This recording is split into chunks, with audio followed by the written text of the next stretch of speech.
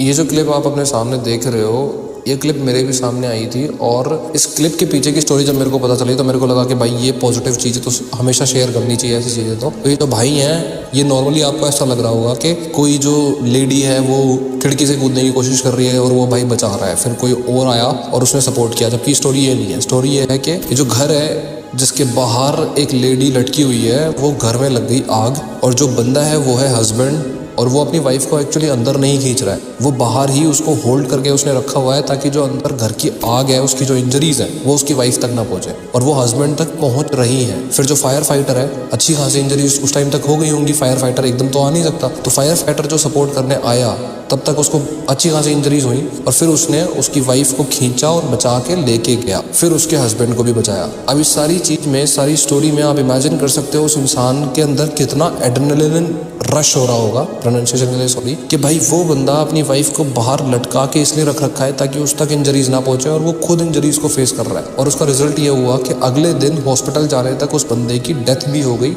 Injuries की वजह से। ये दोनों जो थे वो नैनकिंग चाइना के थे। लड़के का नाम चैन था, सरनेम हो सकता है, और लड़की जो थी वो वोंग थी। दोनों हस्बैंड वाइफ थे और जब ये हॉस्पिटल में भी पहुंचे तो वाइफ ने डॉक्टर से यही रिक्वेस्ट करा कि पहले उसके हस्बैंड को ट्रीटमेंट दिया जाए। इस छोटी सी स्टोरी में ये तो हमें समझ में आता है कि भाई ये एड्रेनलिन रश की बात होती है, पर इस लेवल का जो हार्मोनल रश है